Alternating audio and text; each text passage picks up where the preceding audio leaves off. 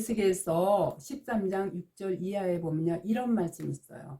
여호와께서 말씀하셨다고 하는 자들이 허탄한 것과 거짓된 정죄를 보며 사람으로 그 말이 굳게 이르기를 바라게 하거냐.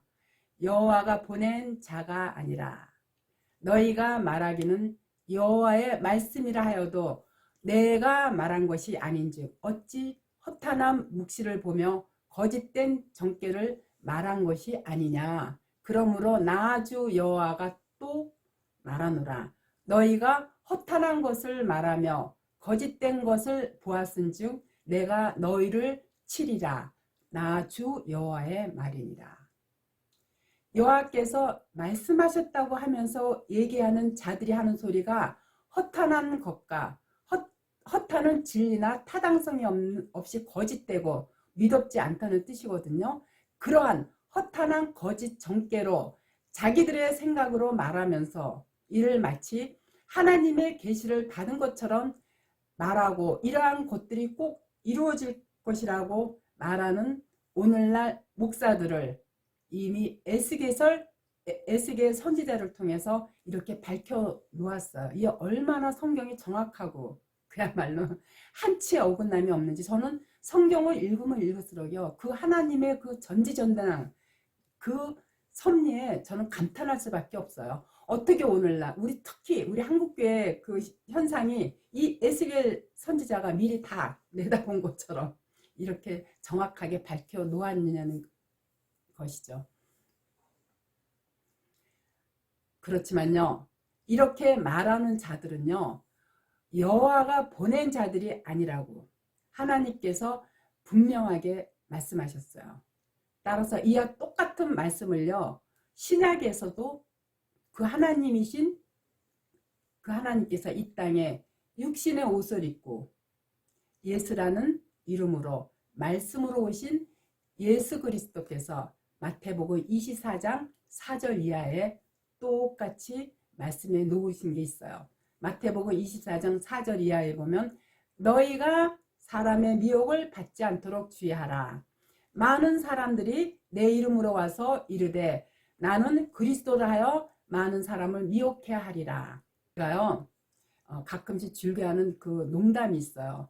나는 남을 속이면 속였지 절대 거짓말은 안 한다고 얘기하거든요. 근데 대부분의 사람들이 모르긴 몰라도 남을 속이는 것과 거짓말이 같다고 생각하기 때문에 내가 그러한 농담을 하면요, 그저 재밌게 웃고 받아넘기고 마는데, 물론 나 자신도 그 얘기를 농담 삼아 하는 것이지만요, 분명한 것은 남을 속이는 것과 거짓말은 차이가 있어요. 엄밀히 따지면 남을 속이는 것과 거짓말은 분명하게 다르다는 그런 뜻이에요. 남을 속이는 것은요, 자기의 이득을 챙기기 위해서 의도적으로 하는 음흉한 계획이지만요, 거짓말은요, 자기의 부족한 부분을 감추고 싶어서 포장하거나 혹은 상대를 배려하는 마음에서 하얀 거짓말을 할 때가 있어요. 예를 들어 의사가 위암 말기의 시한부한테요, 마음을 편안하게 해주기 위해서 치료 잘 받으면 괜찮다.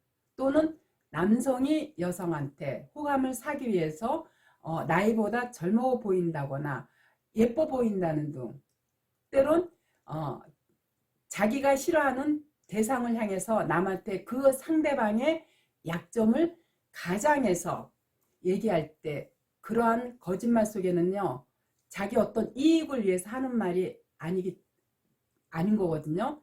그렇지만 거짓말과 남을 속이는 것은요, 이와 같이 확연하게 다르기 때문에요, 남을 속이는 게 무엇이냐, 자기 이득을 위해서 속이는 거거든요. 그럼 이게 뭐냐, 오늘날 교회들이 그렇다는 거예요. 오늘날 목사들이요, 교회 이득을 챙기기 위해서 성경 구절을 교묘하게 인용해서 11조나 헌금을 거두어드리는 행위나 하나님의 종인 목사를 잘 섬겨야 하나님께서 복을 내려주신다는 등, 혹은 목사가 기도해주면 당면한 어려운 문제들이 해결된다는 등, 아무개 안수 집사가 안수 기도를 열심히 했더니 그 집 아들이 취직이 되었다는 등 그야말로 성경에 없는 그런 말들을 오늘날 교회가 하나님을 향해 허탄한 거짓말을 그럴듯하게 꾸미고 있는 거예요. 또 어떤 목사는요 40일 금식 기도하고 성령의 은사를 받았다는 등 그러한 성령의 은사를 받은 목사가 안수를 하면 암이 치유되고 또 망하던 사업이 다시 흥하고 예언의 은사를 받은 암흑의 권사는 하나님의 계시라면서 교회로 오게 하기 위한 이런 수단으로 갖가지 복을 빙자하여 수없이 미혹하고 있는 이곳이 바로 하나님을 속이는 일이에요. 하나님은요 우리가 세상적인 죄를 짓거나 거짓말하는 거는 그냥 하나님 당신을 위해서 기억하지 않으시겠다 하셨거든요. 그렇지만 성경 말씀을 가지고 저렇게 하나님을 속이는 행위는요 이거는 하나님께서 바로 심판을 내리시겠다고 성경에 분명하게 기록이 되어 있어요. 제가 한 몇 년 전에 일산에서 목회를 하는 이 목사 부인의 간증 얘기를 모 기도원서 들은 적이 있어요. 얘기인즉슨요 그 목사 사모가 유암이 생겼는데 자기가 하나님을 믿으면서 병원에서 수술을 하는 것이 왠지 믿음이 약한 자 같이 생각되어서 하나님께 의지하기로 맘먹고요 수술을 포기하고 지냈는데 몇 년이 지나도록 병원 검진 결과 암세포가 더 이상 커지지 않고 그 상태로 지금까지 있다라고. 그게 이제 그때 당시 8년째 자기가 그 암 커지지 않고 그대로 있다라는 거를 간증한 소리를 들은 적이 있어요. 교회는요 이걸 알아야 해요.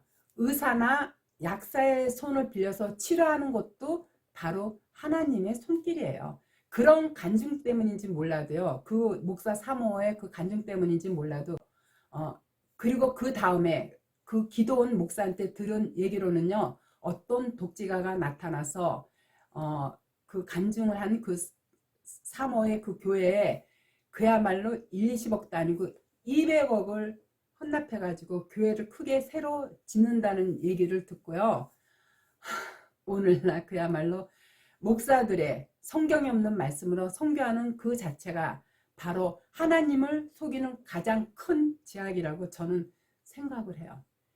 그게 종교로 사기치는 한국 교회 목사들의 현 주소고요. 또한 교회 재정을 쌓기 위해서 이 세상 물질을 놓고 성경 말씀과 육신의 생각으로 설계하는 그 모든 것들이 바로 하나님을 속이는 영적 사기 행각이에요. 그런데 그게 바로 사단의 계략임을 알아차려야 돼요. 기도원에서 함께 금식 기도를 하던 어느 부목사한테 들은 얘기예요. 자기가 청년 시절 너무나 어려워가지고 11조를 내지 않고 지냈는데 어느 날 자기 교회 목사가 말라기 3장 8절에서 10절까지를 설교하는 중에요. 그때 문득 그래서 내 삶이 이렇게 어렵구나 생각했다면서 그래서 그동안 밀린 11조를 전부 계산해서 내고 났더니 그 다음부터 마음이 편해졌다는 얘기를 듣고요. 요즘 부목사라고 하면은 벌써 신학대학을 나온 오늘날 이 목사들의 사고가 이런데 요즘 교회 다니는 교인들은 오죽하겠냐는 거죠. 오늘날 많은 사람들이요 11조의 참뜻을 몰라서 이 말라기 3장의 구절을 가지고 가장 많이 사기를 치고 있어요. 말라기 3장 8절 이하에 보면요 사람이 어찌 하나님의 것을 도둑질하겠느냐 그러나 너희는 나의 것을 도둑질하고도 말하기를 우리가 어떻게 주의 것을 도둑질하였나이까 하도다. 이는 곧 11조와 헌물이라. 너희 곧 온 나라가 나의 것을 도둑질하였으므로 너희가 저주를 받았느니라. 만군의 여호와가 이르노라. 너희의 온전한 11조를 창고에 들여 나의 집에 양식이 있게 하고 그것으로 나를 시험하여 내가 하늘 문을 열고 너희에게 복을 쌓을 곳이 없도록 붙지 아니하냐 보라. 11조는 단순히 물질적인 소득을 하나님께 10분의 1을 떼어 바치는 것이 아니라요. 그 안에는요, 아주 중요한 11조의 의미가 담겨 있어요. 레위기 27장 30절에 있는데 여기 뭐라고 나와 있냐? 땅의 10분의 1, 곧 땅의 곡식이나 나무의 가실이나 그 10분의 1은 여호와의 것이니 여호와의 성물이라. 이 구절이 있는데 하나님께서 이스라엘에게 11조를 하라고 명령한 것에는요, 11조가 약속의 땅과 관련이 있기 때문이에요. 그렇기 때문에 하나님께서 이스라엘 백성한테, 이스라엘 자체가 하나님의 백성 교회들을 나타내는 거거든요. 그래서 이스라엘 백성한테 11조를 명령하신 때가 바로 약속의 땅에 들어가고 난 후의 일이에요. 하나님께서는 그 약속의 땅에서 나는 소산과 가축의 10분의 1을 꼭 하나님께 바치도록 한 것에는요, 거기에 무슨 뜻이냐면요, 유월절 어린 양의 피로 출애굽한 이스라엘을 향해서 그 땅과 그 땅에서 나는 소산은 하나님의 열심에 의해 우리에게 은혜로 거저 주어졌다는 것을 기억하게 하기 위함이에요. 또한 11조는요, 하나님께서 약속의 땅에서 이스라엘에게 하나님의 은혜를 기억하도록 명령하신 하나의 율법이에요.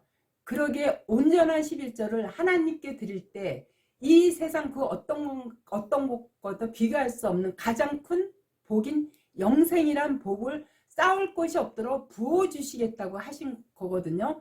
자, 유월절 어린 양이 누구예요? 바로 예수 그리스도예요. 앞으로 예수 그리스도께서 이 땅에 오셔서 십자가에 달리심으로써 다 율법을 완성하시는 그거를 나타낸 게 말라기 3장 8절 이하의 11조의 의미예요. 그래서 제가 매번 강조하는 거지만 예수님께서 십자가에서 이 율법을 다 이루셨기 때문에 11조 자체가 십자가예요. 근데 그 예수님이 이 땅에 뭘로 오셨어요? 말씀으로 오셨거든요. 요한복음 1장 1절이 바로 그거예요. 말씀으로 오셨기 때문에 우리가 말씀 안으로 회개해서 돌아와서 하나님과 동행, 말씀 자체가 하나님이기 때문에 성경을 우리가 항상 성경 안으로 돌아올 때 그게 하나님과 동행하는 그 자체가 그게 바로 신령과 진정으로 드리는 예배가 되는 거고 그게 세례고 그게 11조고 그게 믿음이고 그게 영생으로 가는 구원이라는 뜻으로 다 11조를 강조한 거지 우리의 물질이 10분의 1을 내라는 게 아니에요. 그러면 10분의 1만 내고 나머지는 그러면 다 우리 건가? 아니에요. 우리 목숨까지도 다 하나님 거예요.